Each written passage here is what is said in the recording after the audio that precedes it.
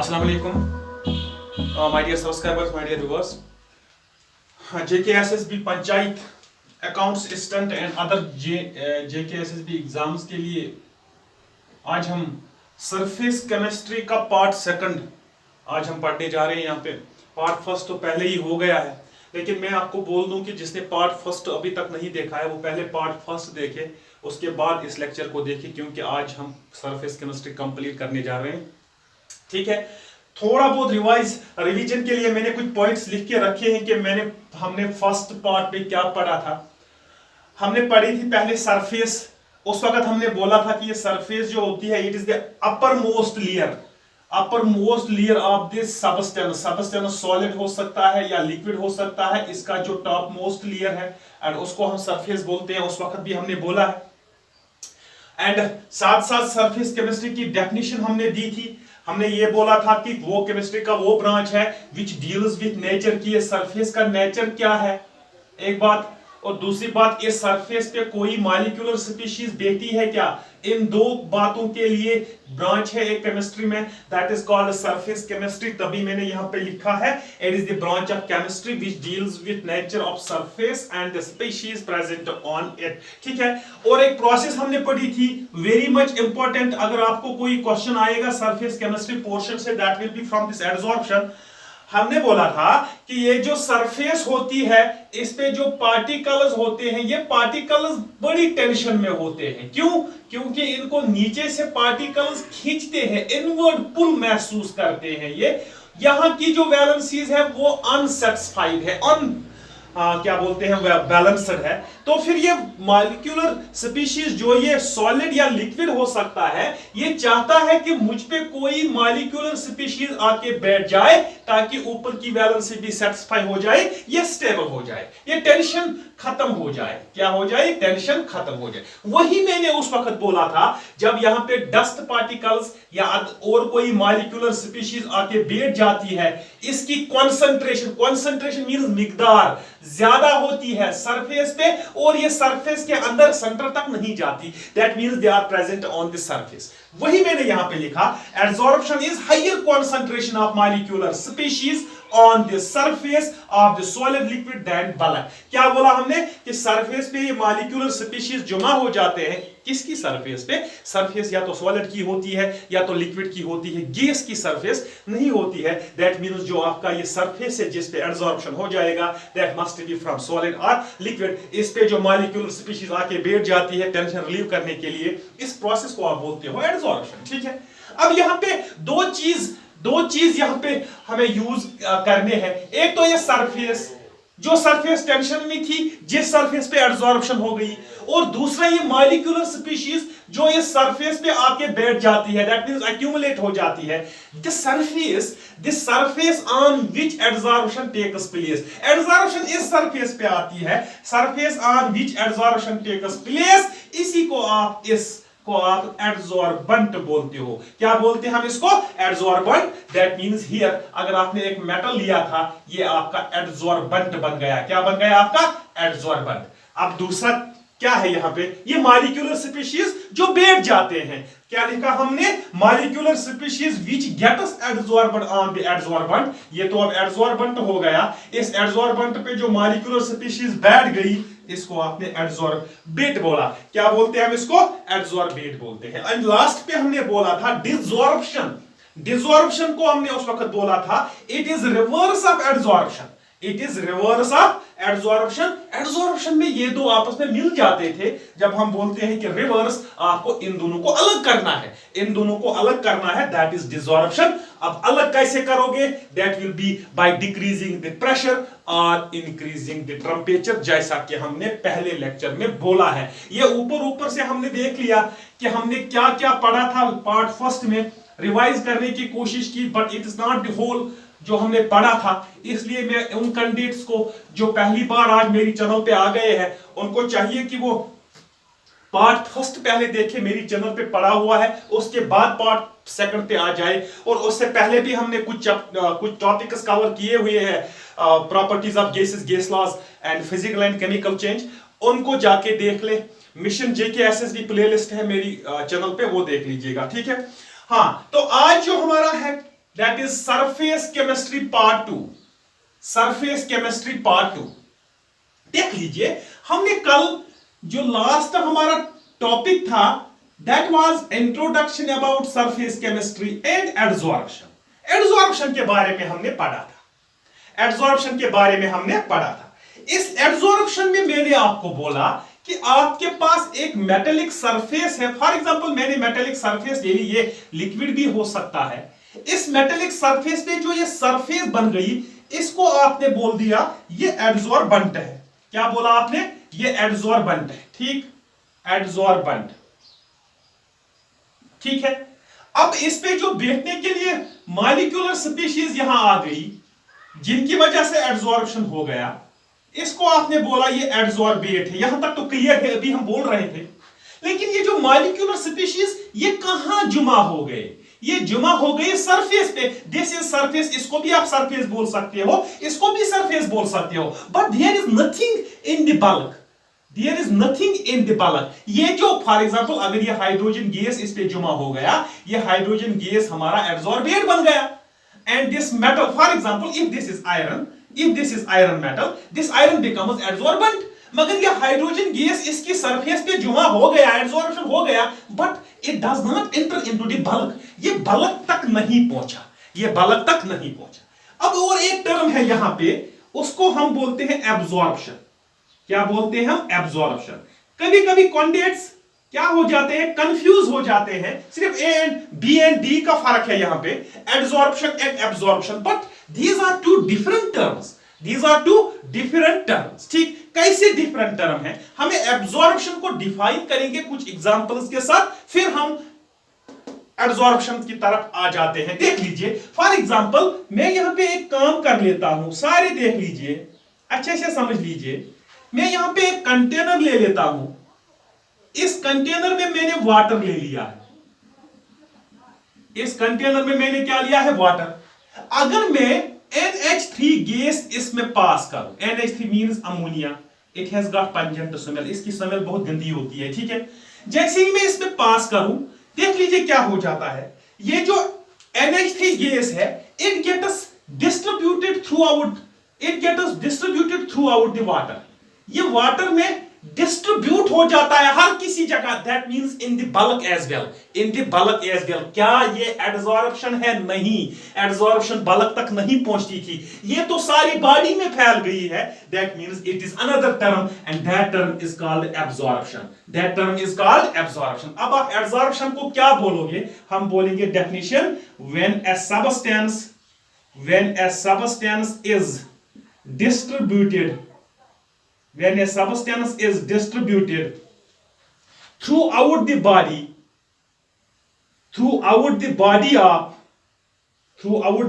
of another substance। देख लीजिए, एक सबस्टेंस यहां पे अमोनिया था, दूसरा सबस्टेंस वाटर था। उस वक्त आप एब्जॉर्प्शन बोल सकते हो, एडसॉर्प्शन नहीं। क्योंकि एडसॉर्प्शन का क्या बोला हमने? It is the surface phenomena. Surface phenomena means ये सिर्फ सरफेस तक महदूद रहता है। That means this adsorption comes directly under the branch of chemistry called surface chemistry and this absorption is bulk phenomena. Bulk phenomena means ये जो यहां पे एक सबस्टेंस है, ये दूसरी सबस्टेंस की बॉडी में यूनिफॉर्मली डिस्ट्रीब्यूट हो गया। दैट मींस हर जगह पहुंच गया, यूनिफॉर्मली क्या हो गया? डिस्ट्रीब्यूट। इसको बोलोगे आप एब्जॉर्प्शन। क्या बोलोगे आप? एब्जॉर्प्शन। अब और एक मैं एग्जांपल यहां पे ले लेता हूं। मैं यहां पे एडसॉर्बेंट्स दो लेता हूं। एडसॉर्बेंट आपको पता है जिस पे एडसॉर्प्शन हो जाएगी। एक तो मैं यहां पे सिलिका जल लेता हूं, दूसरा मैं यहां पे एनहाइड्रस मैं लिख लेता हूं, सिलिका जल, एनहाइड्रस, कैल्शियम क्लोराइड। देख लीजिए मैं क्या कर रहा हूं, यहां पे मैंने दो एडसॉर्बेंट्स लिए एडसॉर्प्शन करने के लिए, या देखना चाहता हूं कि एडसॉर्प्शन हो जाएगी या एब्जॉर्प्शन हो जाएगी। अब इसको आप in the atmosphere of, in the environment of water vapours, उस जगह पे ले जाओ जहां पे एनवायरनमेंट में वाटर वेपर्स है। देख लीजिए क्या देखा गया है कि यहां पे जो ये सिलिका जल है, the water vapours gets accumulated on the surface. The water vapors gets accumulated on the surface. देख लीजिए सरफेस पे वाटर वेपर एक्यूमुलेट हो गए, क्या बल्क में आ गए? नहीं। तो कौन सी प्रोसेस हो गई यहां पे? That means in case of silica gel, in case of silica gel adsorption has taken place, but in case of anhydrous means which is without water, इसमें कोई वाटर नहीं है, ये खुश्क है, ड्राई है। जब इसको आप ले जाओगे कहां पे? जब इसको आप ले जाओगे वाटर एनवायरमेंट में, किस एनवायरमेंट में? जहां पे आपके वाटर वेपर्स है, the water vapors get distributed throughout the body. The water vapors get distributed throughout the body. That means this is here absorption. This is here absorption. देख लीजिए clear हो गया कि absorption है क्या? absorption है क्या? absorption is when there is accumulation of molecular species. ये molecular species liquid, solid, gas हो सकता है on the surface of liquid or solid. That means it's absorption. मगर जब ये यूनिफॉर्मली डिस्ट्रीब्यूट हो जाए उस वक्त हम इसको बोलते हैं कि ये एब्जॉर्प्शन हो गया है। क्या हो गया है? एब्जॉर्प्शन। और एक एग्जांपल, एक टर्म यहां पे लिख लेता हूं मैं, सॉर्प्शन। देख लीजिए एब्जॉर्प्शन, डिसॉर्प्शन, एब्जॉर्प्शन तो देख लिया। अब एक टर्म आ गई है सॉर्प्शन। ये सॉर्प्शन है क्या? मैं एक एग्जांपल यहां पे लेता हूं क्लॉथ की।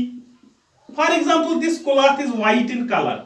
अच्छे से समझ लीजिए, व्हाइट इन कलर, क्लॉथ क्या है? ये व्हाइट इन कलर है।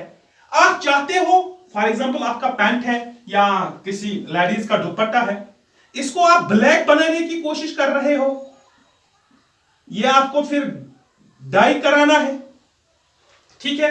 डाई कराना है आपको ये, ठीक? उस दुकान पे ले जाओगे, फिर वहां से जब आप देखोगे कि ये ब्लैक हो गया, ऊपर से देखोगे ब्लैक हो गया है, that means the dye has accumulated on the surface. क्योंकि आप सरफेस की तरफ देखते हो, सरफेस तो ब्लैक हो गई है, दैट मींस सरफेस पे कलर चढ़ा है, सरफेस की बात हो रही है। तो फिर क्या हो गया है यहां पे? एब्जॉर्प्शन। अब आप एक काम कीजिए, इस ब्लैक जो आपका बन गया है आफ्टर डाइंग, आप इसको फाड़ो बीच में से, इसके अंदर के फाइबर्स देख लीजिए, थ्रेड्स देख लीजिए, वो भी क्या होंगे? वो भी ब्लैक होंगे। दैट मींस एक तो सरफेस पे कलर चढ़ा हुआ है और सेंटर में भी कलर चढ़ा हुआ है। That means another process has taken place, it is absorption. दोनों प्रोसेस हो गई है। एक process absorption, that means on the surface, दूसरी process absorption, that means in the bulk. That means ये दो प्रोसेस हो गई है साइमल्टेनियसली। साइमल्टेनियसली मींस एक साथ दोनों प्रोसेस हो गई है। क्या आप इस प्रोसेस को एब्जॉर्प्शन बोलोगे? नहीं। क्या इस प्रोसेस को एब्जॉर्प्शन बोलोगे? नहीं। That means there should be some another term which describes when both the process takes place, and that term is called sorption. That term is called sorption. अब sorption की definition यहां पे लिखने की कोशिश करोगे, आप क्या लिखोगे? When both adsorption and absorption, जब दोनों प्रोसेस, कौन कौन सी process? adsorption and absorption takes place simultaneously। takes place simultaneously means एक साथ, उस वक्त आप इस प्रोसेस का नाम दोगे सॉर्प्शन। क्या नाम दोगे आप? Sorption. This was a bit about absorption, क्योंकि कभी कभी स्टूडेंट्स इसमें कंफ्यूज हो जाते हैं, या कहीं आपको एग्जांपल दी जाएगी, ये जैसे मैंने यहां पे एग्जांपल दी, या आपको डाइंग ऑफ क्लॉथ की एग्जांपल दी जाएगी कि क्या है ये, तो फिर उस वक्त आपको मुश्किल ना हो जाए, इसीलिए मैंने यहां पे ये लिखा है, ठीक है? अब हम मेन टॉपिक पे आ जाते हैं, that is the last topic of surface chemistry according to your syllabus, that is types of adsorption. अच्छे से देख लीजिएगा, टाइप्स ऑफ एडसॉर्प्शन। मैं यकीन के साथ कहता हूं कि इसमें क्वेश्चन डेफिनेटली आएगा, टाइप्स ऑफ एडसॉर्प्शन, क्योंकि मेन टॉपिक जो हमारा है which is related to surface chemistry, that is adsorption. Adsorption आपने देख लिया किसको बोलते हैं, आपने ये भी देखा कि इसमें एडसॉर्बेंट कौन है, एडसॉर्बेट कौन है। लेकिन अब इस एडसॉर्प्शन के कुछ टाइप्स हैं, देख लीजिए। ये टाइप्स, जब हम किसी चीज के टाइप्स देख लेते हैं, वो हम कोई ना कोई कैरेक्टरिस्टिक फीचर देख के उनके क्लासिफिकेशन कर लेते हैं। देख लीजिए यहां पे कैसे हो गई है क्लासिफिकेशन। एक बार फिर इट इज एडजॉर्बेंट, ये एडजॉर्बेंट है जिसकी सरफेस पे एडजॉर्प्शन हो रहा है। ये देख लीजिए यहां से गैस मॉलिक्यूल्स फॉर एग्जांपल आ गए, इसको क्या बोलोगे आप? एडजॉर्बेट, क्योंकि यही है वो जो इस पे जुमा हो जाते हैं। अच्छा मुझे एक बात बोलिए, ये इसके साथ मिलना चाहता है, लेकिन ये तब मिलेगा when there is force of attraction between the two, when there is force of attraction between the two। अच्छे से समझ लीजिए, अगर इनके पास फोर्स ऑफ अट्रैक्शन के बजाय फोर्स ऑफ रिपल्शन होता, क्या ये इसको अपने ऊपर बैठने देता? फॉर एग्जांपल अगर आप मैग्नेट लाते हो, ये इस हाथ में भी मैग्नेट, इस हाथ में भी मैग्नेट, साउथ पोल मिलाने की कोशिश करते हो, क्या वो मिल जाते हैं? No, they get repelled. क्या? रिपेल्ड। अब जब आप साउथ नॉर्थ मिलाने की कोशिश करोगे वो अट्रैक्ट हो जाएगा, that means there is a force of attraction. इसी तरह ये जो एडजॉर्बेट है, एडजॉर्बेंट पे बैठने की कोशिश करता है, इसको बैठने की इजाजत मिल रही है, that means there is some force of attraction. किस किस के दरमियान? मैं लिख रहा हूं force of attraction, force of attraction, यार फोर्स ऑफ अट्रैक्शन है किस किस के दरमियान? Adsorbate and adsorbent and adsorbent. तभी तो यहां पे एडजॉर्प्शन हो गई है। अगर इनके पास फोर्स ऑफ रिपल्शन होती तो ये एक दूसरे के नजदीक भी नहीं आते। ठीक है, अब दूसरी बात, ये फोर्स ऑफ अट्रैक्शन या तो वीक हो सकता है, कमजोर, या तो स्ट्रांग हो सकता है, दोनों, बस दो केस से यहां पे, या तो फोर्स ऑफ अट्रैक्शन वीक हो सकता है या तो फोर्स ऑफ अट्रैक्शन स्ट्रांग हो सकता है। दैट मींस दो तरीके के एडजॉर्प्शन हो सकते हैं। एक एडजॉर्प्शन हो सकती है वीक, दूसरी एडजॉर्प्शन हो सकती है strong.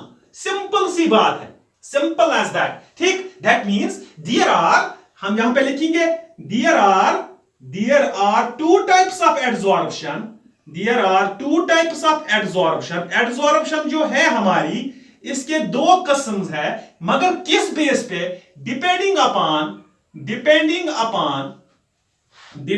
Upon force of attraction, depending upon force of attraction किस किस के दरमियान?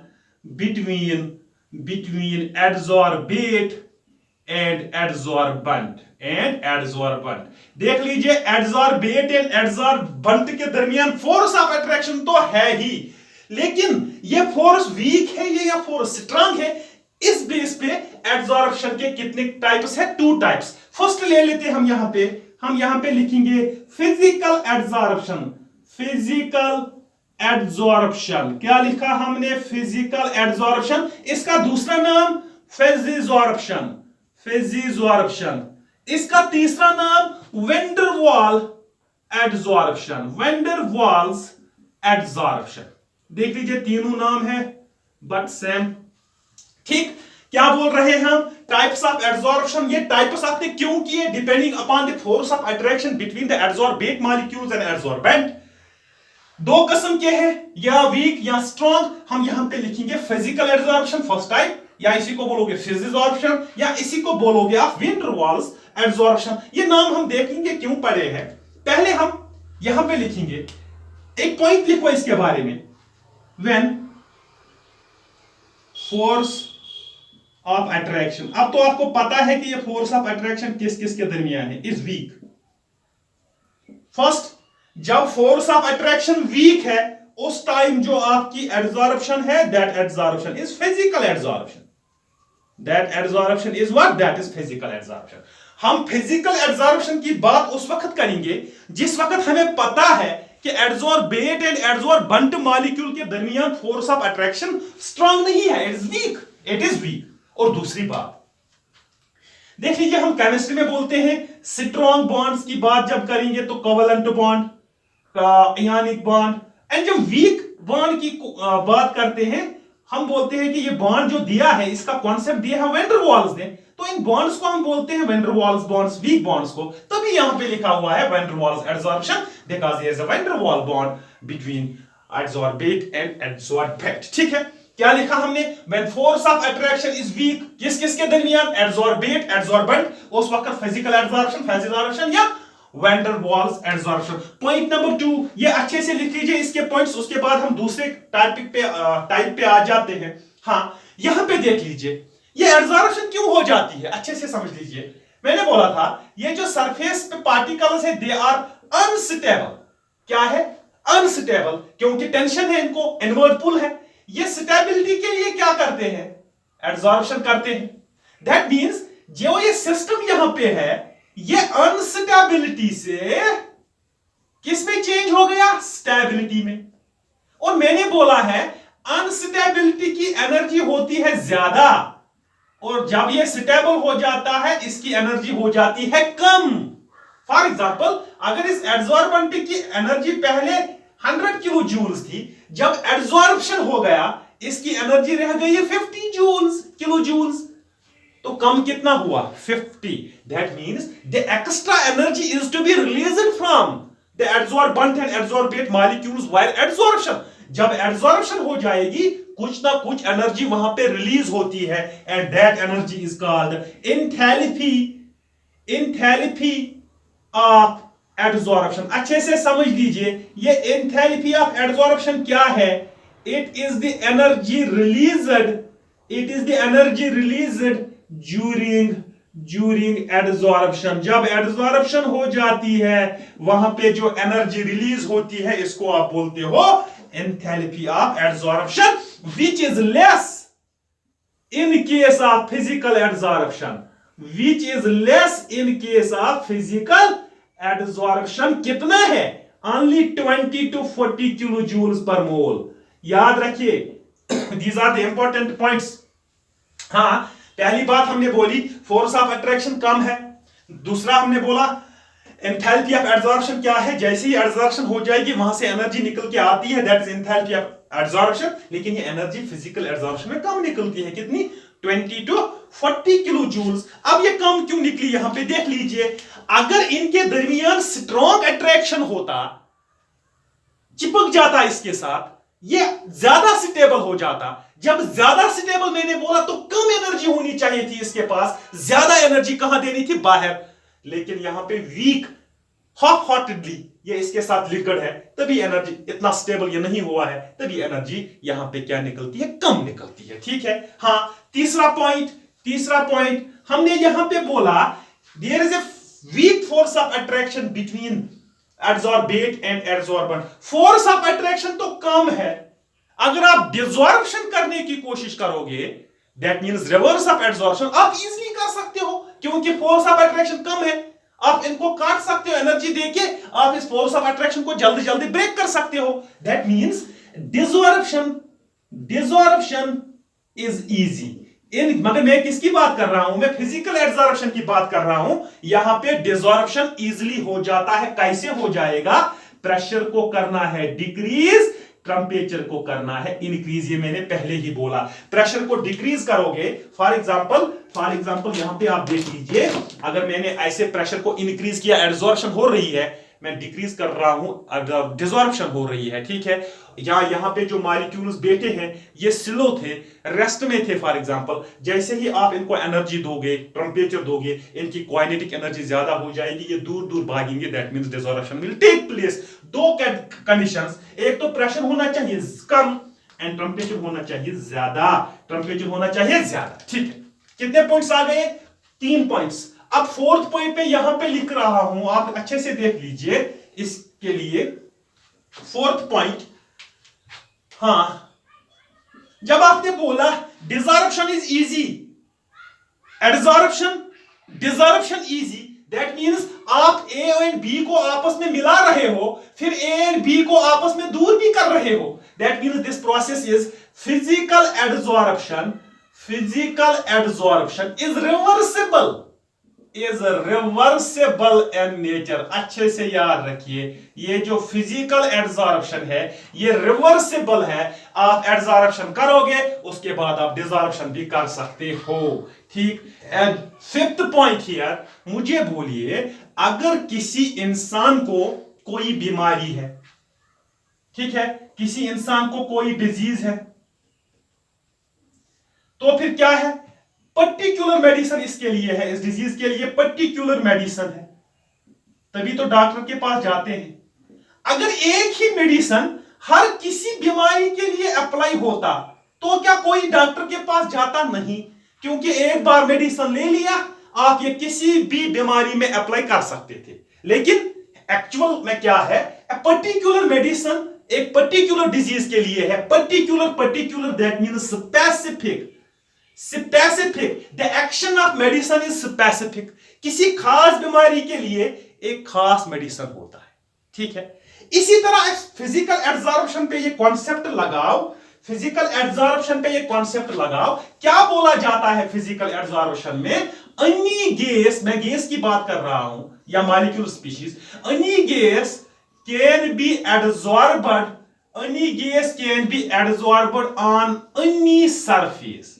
इसका मतलब है कोई भी एब्जॉर्बेट किसी भी एब्जॉर्बेंट पे एब्जॉर्ब हो सकता है, कोई भी, not a particular, it's not particular here. मतलब अगर यहां पे आपने आयरन ले लिया for example, according to physical, आप इसमें हाइड्रोजन भी एब्जॉर्ब कर सकते हो, ऑक्सीजन भी, नाइट्रोजन भी। तो क्या ये स्पेसिफिक है? नहीं। दैट मींस फिजिकल एब्जॉर्प्शन जो है it is non-specific in nature. Physical absorption is non-specific in nature. हाँ, क्या क्या पढ़ा अब तक आपने कि फोर्स ऑफ अट्रैक्शन वीक होगा तभी फिजिकल एब्जॉर्प्शन है। एंथैल्पी ऑफ एब्जॉर्प्शन, एनर्जी निकलेगी वो भी कम होगी, कितनी, 20 to 40 kilo joules. Desorption easily हो जाएगा, प्रेशर को करना है डिक्रीज, टेंपरेचर को करना है increase. Physical absorption is reversible. जब डिसॉर्प्शन इजीली हो जाएगी that means reaction is reversible. Any gas can be absorbed on any surface. That means there is no specific nature. They are non-specific in nature. और एक last point इसके बारे में, for example यहां पे ये आयरन है, मैं फिजिकल एब्जॉर्प्शन की बात कर रहा हूं, इस पे एक लेयर बनाई हाइड्रोजन ने। यह बोला जाता है क्योंकि वहां पे कुछ स्ट्रांग बॉन्डिंग की जरूरत नहीं होती है। इस हाइड्रोजन पे ऑक्सीजन और एक लेयर बना सकता है, यहां पे नाइट्रोजन और एक लेयर बना सकता है। दैट मींस जो ये फिजिकल एब्जॉर्प्शन है ये सिर्फ एक लेयर तक महदूद नहीं है, यहां पे बहुत सारी लेयर्स इस एब्जॉर्बेंट मॉलिक्यूल पे बैठ सकती है। दैट मींस जो आपकी फिजिकल एब्जॉर्प्शन है इट इज मल्टी लेयर्ड इन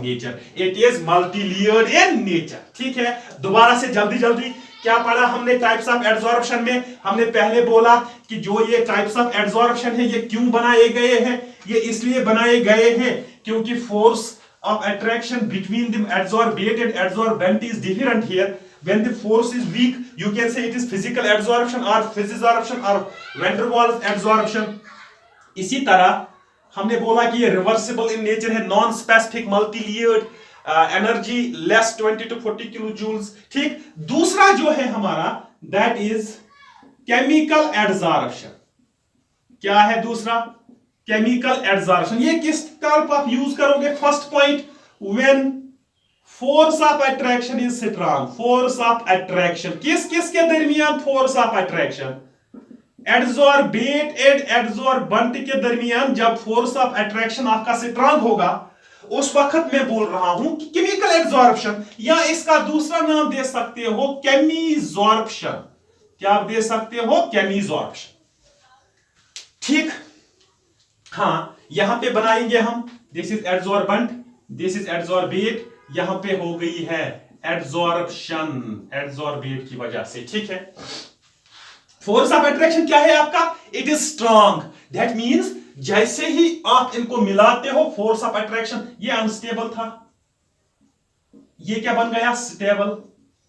उधर हमने लिए थे 100 किलो जूल्स, यहां पे लिए थे कि 50 किलो जूल्स, हमने बोला था 50 निकल गया है। यहां पे मैं बोल रहा हूं ये ज्यादा स्टेबल हो गया है क्योंकि ये ज्यादा एक दूसरे के नजदीक आ गए हैं, तो यहां पे इसकी एनर्जी सिर्फ 30 किलो जूल्स हो सकती है। तो कितनी निकल गई? 70। कितनी निकल गई? 70। ठीक है, तो यहां पे मैं बोलूंगा मैं एंथैल्पी ऑफ एब्जॉर्प्शन। ये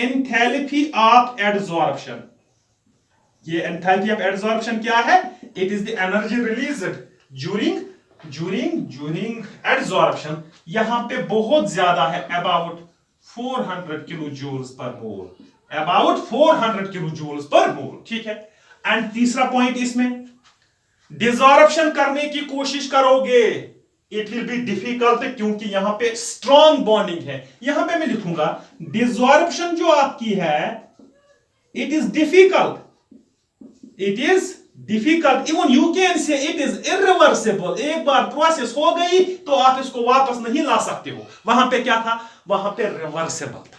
ठीक, अगर अब आप फोर्स करोगे इसको अलग करने की, फॉर एग्जांपल अगर ये ऑक्सीजन आपने चारकोल पे ऐड कराया, चारकोल पे, दैट मींस कार्बन पे, जैसे ही इस ऑक्सीजन को आप रिमूव करने की कोशिश कर रहे हो, ये कार्बन का कुछ पार्ट भी अपने साथ ले जाता है, कार्बन मोनोऑक्साइड, कार्बन डाइऑक्साइड बनाता है। तो क्या क्लीन डिसॉर्प्शन हो गया? नहीं, तभी मैं लिख रहा हूं इरिवर्सिबल। लेकिन क्या बन गया यहां पे? Carbon monoxide, carbon dioxide, that means compounds बन गए। आप यहां पे लिख सकते हो in case of chemical adsorption there is formation of surface compounds, there is formation of surface compounds. अब ये सरफेस कंपाउंड्स नाम क्यों दिया मैंने? क्योंकि ये कंपाउंड सरफेस पे बन जाते हैं। जैसे आप डिसॉर्प्शन करने की कोशिश कर रहे थे, कार्बन का एडसॉर्बेंट का कुछ पार्ट भी एडसॉर्बेट के साथ निकल के आ गया सरफेस पे, इनको आप बोलोगे सरफेस कंपाउंड, सरफेस कंपाउंड। ठीक है, नंबर थर्ड, इवन फोर्थ, अब देख लीजिए यहां पे स्ट्रॉन्ग बॉन्डिंग की जरूरत है, तभी मैंने यहां पे चारकोल लिया, यहां पे मैंने ऑक्सीजन लिया।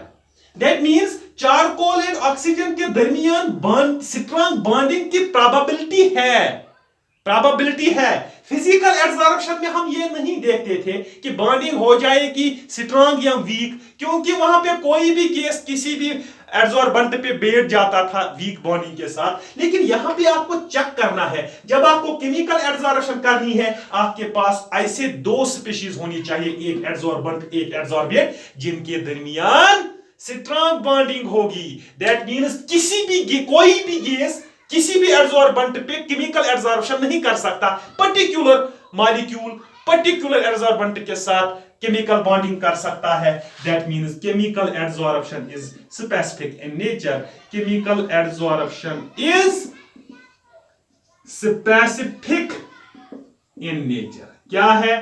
Specific in nature. कौन कौन सा पॉइंट पढ़ा आपने? फोर्स ऑफ अट्रैक्शन स्ट्रांग होता है, एंथैल्पी ऑफ एडसॉर्प्शन ज्यादा है, कितना ज्यादा? 400 किलो जूल्स पर मोल। डिसॉर्प्शन डिफिकल्ट हो जाता है, इवन कि इरिवर्सिबल हम बोल सकते हैं।